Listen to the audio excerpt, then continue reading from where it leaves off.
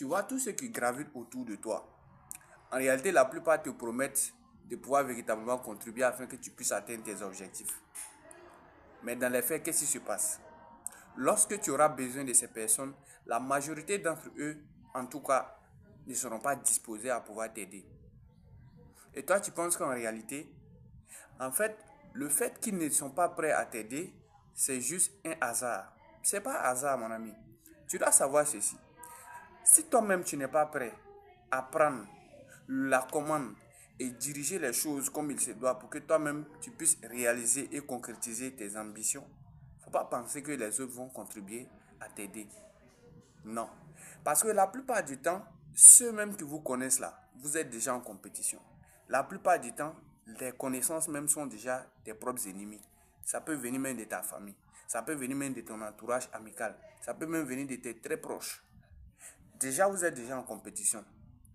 Toi, tu peux aider les gens. Tu peux contribuer souvent, pensant qu'en réalité, après, on va te rendre la monnaie de la pièce.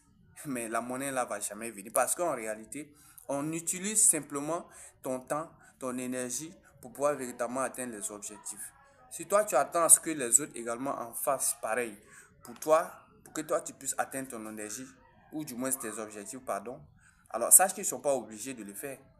Et c'est dès maintenant, il faut savoir déjà bien planifier. C'est pourquoi, par exemple, quand je suis en formation avec les gens, l'une des choses que moi je leur dis, est-ce qu'ils sont disposés d'abord à pouvoir recevoir ce qu'ils sont venus chercher?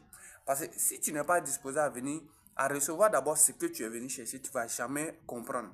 Beaucoup de personnes vont participer à des formations, beaucoup de personnes vont partir à des conférences. Vous allez à cette conférence-là. Quelle a été la disposition mentale et même, si je peux le dire, psychologique que vous avez envoyé à l'univers d'exécuter pour vous? Est-ce que vous avez déjà pris même cette décision?